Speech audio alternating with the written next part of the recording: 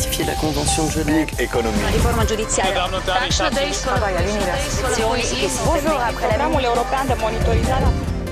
Sveiki, čia Europos naujienos. Tik pas mus ES aktualijos glaustai ir originalo kalba, tad kai kurie reportažai su lietuviškais titrais. Visa tai jūsų patogumui. Na, o šiandien laidoje 2016 m. horizontai – saugumas, duomenų apsauga, energetikos sąjunga. Pabėgėlių krizė nesibaigia. Kibernetinis saugumas – svarbiausių sektorių apsauga. Visa tai ir dar daugiau visai netrukus, taigi metas pradėti.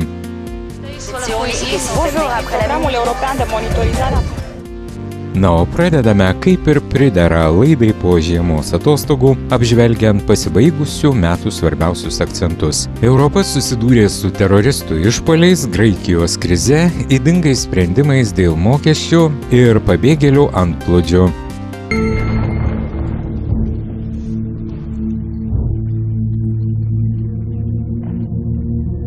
Ces attaques, chers collègues, sont une attaque contre nous tous. C'est à nous à réagir. La concurrence fiscale ne peut plus se faire dans l'opacité, la déloyauté et l'injustice. Ce temps est révolu. Διεκδικούμε μια συμφωνία με τους εταίρους μας που θα δίνει την εντύπωση ότι στο τέλος του τούνελ υπάρχει φως.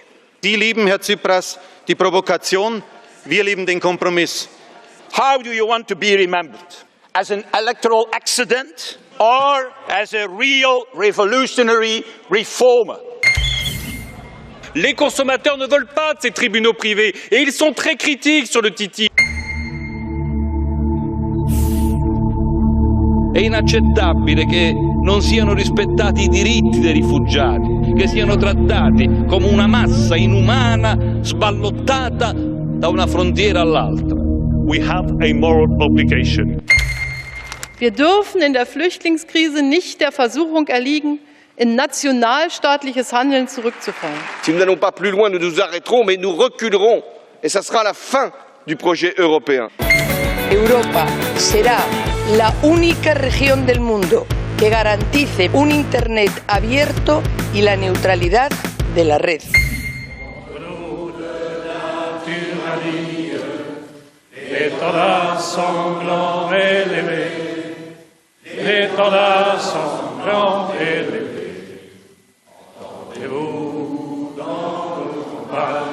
PNR is an important tool in the fight against trafficking, organized crime and terrorism.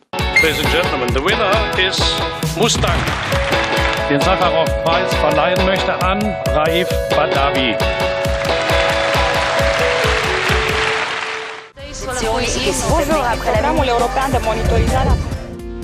Laikas pažvelgti į ateitį.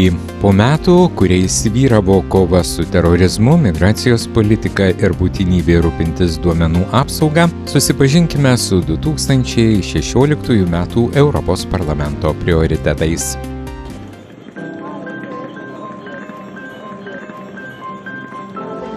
A migration phenomenon gripped Europe, but double terror attacks in Paris shook it to its core.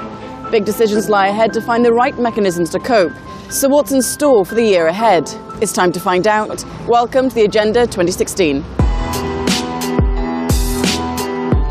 Emergency measures are in full force, but could the new year bring with it more permanent solutions and help the tens of thousands fleeing to Europe? Hungary became a major flashpoint in the ongoing saga as it closed its borders. Better management was sought via a relocation program. Out of 160,000, so far only around 200 have been transferred from worst affected countries to date. A permanent relocation system is in the pipeline. MEPs will also initiate proposals to find a holistic approach to migration. But could another proposal spoil Europe's dream of a land without borders? A European Coast Guard and border system will be voted on in March, but could member states oppose yielding sovereignty? Following the attacks in Paris, Brussels too fell victim to the dark shadow of terror, shutting down for 5 days. But a month on, the military presence on the streets of Brussels remains, but it's not just here, but across European cities. Is this to become the status quo? Europol, the European law enforcement agency, is set to be given greater counter-terrorism capabilities, which could facilitate better intelligence sharing. If Europol was given oversight over a cyber police force, could that help prevent the online recruitment of young Europeans by jihadis? A big emphasis too will be made on education to counter the radicalization of young people and to stop the spread of hatred in prisons and online. Could the transfer of the data of passengers on international flights to law enforcement agencies help fight homegrown terrorism? A difficult political agreement was reached in December after the Paris attacks and will now be voted on by the full House at the beginning of the year. PNR goes hand in hand with a sensitive dossier on data protection, also in the stages of an overhaul. Just before Christmas, the three institutions shook hands on the data reform package, so the text can also be approved in the new year.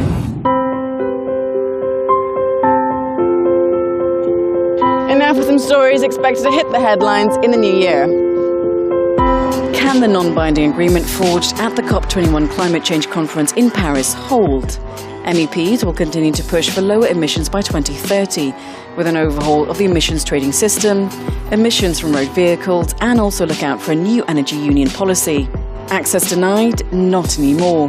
The fourth railway package is finally gathering steam. Domestic rail markets are set to be opened up to competition Europe-wide. Is Europe on track for a more customer-oriented service?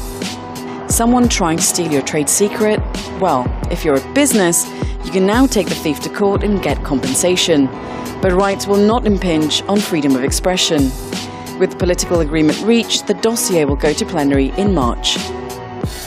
2016 will also bring continuing efforts to stop the risky business of big banks. But when? The digital single market aims to stop geo-blocking, a practice that prevents users from accessing online sites based on their country location.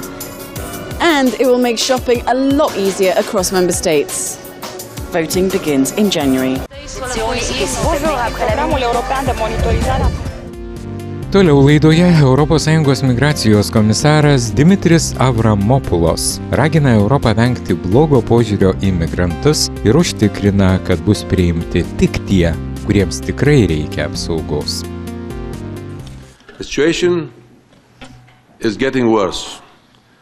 This year we had no winter break.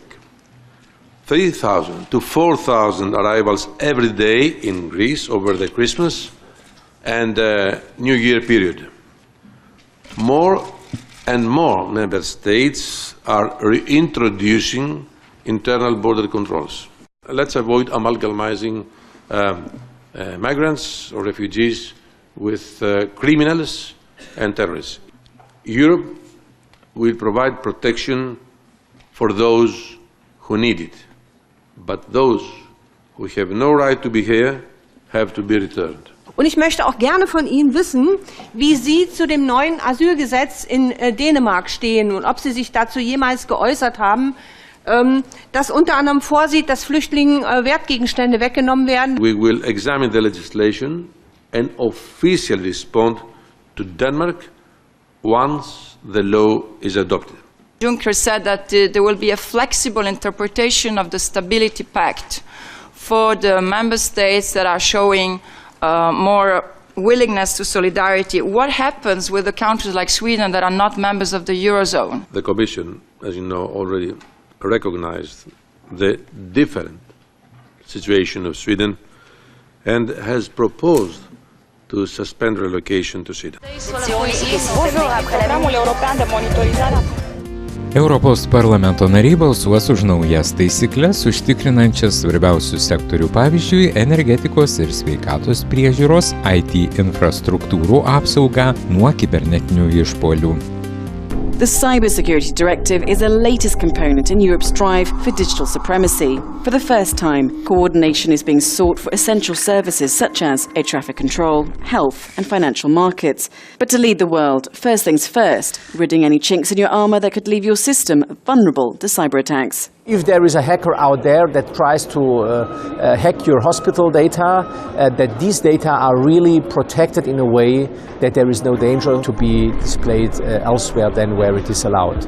Companies would have to have robust enough systems to ward off online threats and report any serious incidents to a national authority. But beyond the sectors a country could deem as crucial to protect, the likes of Google, Microsoft and social media sites would also fall under the ambit. These internet giants and network specialists are just asked to inform public authorities about structured attacks, about information, about cyber attacks that they gather. The days of the internet's wild, wild west could soon be coming to an end.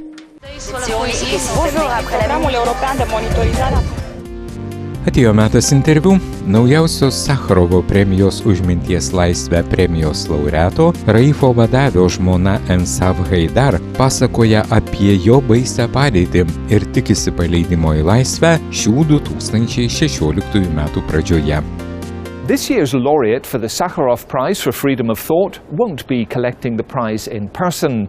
Instead, Raif Badawi, a blogger from Saudi Arabia, is reportedly in solitary confinement and on hunger strike. He was sentenced to 10 years in prison and 1,000 lashes for breaching Saudi technology laws and insulting Islam. He received the first 50 lashes earlier this year. His wife, Ensaf Haidar, who moved to Canada with their 3 children, will collect the prize on his behalf. She spoke to Europol TV before the ceremony at Parliament's plenary session in Strasbourg. Ensaf Haidar, many thanks indeed for joining us. Could I ask you first of all to set the scene for us? Could you describe for people who don't know your husband what sort of person he is and what sort of person you think he's become? أكيد إنسان بعيد عن أولاده، صار له 4 سنين مسجون في سجن في السعودية. الوضع عنده جدا صعب، تحكم أحكام كلها كانت قاسية، وضعه النفسي جدا سيء، تعرض ل50 جلدة في مكان عام في أمام مسجد بعد صلاة الظهر. لحد الآن لا زال وضعه مش معروف، مش مفهوم،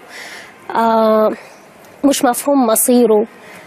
فأكيد وضعه جدا سيء، صحته جدا سيئة، نفسيته جدا سيئة، وإحنا كمان نفتقده. It appears that he's been moved into some sort of isolation unit. What is your understanding of conditions there? And there was talk also that he was on hunger strike. Is that the case? رايف مش عامل أي شيء، مش مجرم، مش إرهابي حتى إنه يتسجن. كنت فعلا يعني حسيت إنه خلاص الحرية صارت قريبة، يعني ما فاضل غير الباسبور ويطلع عندنا على كندا. صدمت الأسبوع اللي فات بأنه أتنقل على سجن تاني، ولكن لا زال عندي أمل ولا زلت منتظرة يوم حرية رايف، وإن شاء الله رح تكون قريبة. يعني أنا بالنسبة لي أتمنى أنه الحكومة السعودية، أتمنى من الملك سلمان أنه يصدر العفو وأنه رايف يكون بيننا بداية السنة الجديدة. Your husband has been awarded the 2015 Sakharov Prize. What difference do you think that has made or will make in the future? أكيد جائزة سخروف جائزة عظيمة، وكلنا يعني أنا اعتبرت أن جائزة سخروف كانت بالنسبة لي باب الحرية الرايف. كنت متوقعة أنها هذه أول إشارة للإفراج عن رايف، أول إشارة لحرية رايف. بعدها أنا بكم أسبوع حكيت مع رايف وخبرته بالجائزة، انبسط فيها كتير، جائزة جدا عظيمة. كنت أتمنى أنه رايف هو اللي حيجي ويستلمها، كنت أتمنى أنه رايف هو اللي الآن يحكي عن الجائزة، ولكن الحرية قريبة. أتمنى أنه الجاي أفضل. بالنسبة لي أبغى أرجع للسؤال الأول بالنسبة لحكاية الإضراب. رايف فعلا كان مضرب عن الطعام، بدأ الإضراب من يوم الثلاثاء، ولكن أنا مش على اتصال مع رايف من بعد ما نقل على السجن الثاني.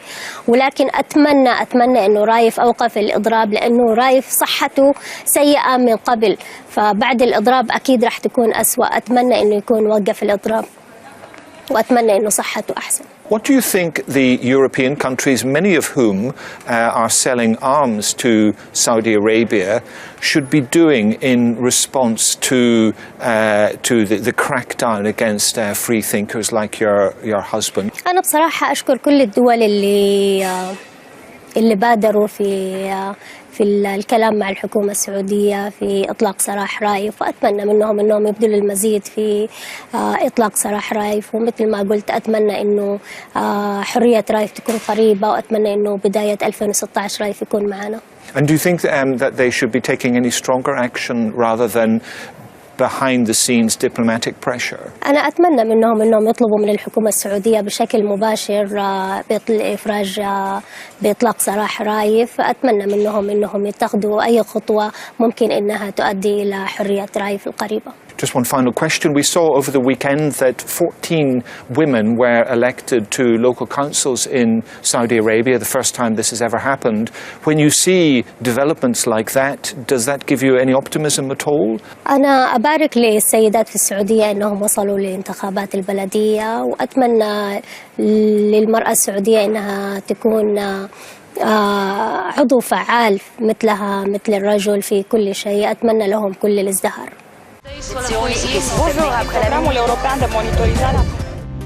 Tiek šiandien, ačiū už drauge praleistą laiką. Europos naujienos laida, kurią rengiame drauge su Europarl TV, jūsų lauks ir kitą savaitę. Tad iki naujų susitikimų. Ratifier la Convention de Genève. Économie. La riforma giudiziaria. Programul european de monitorizare.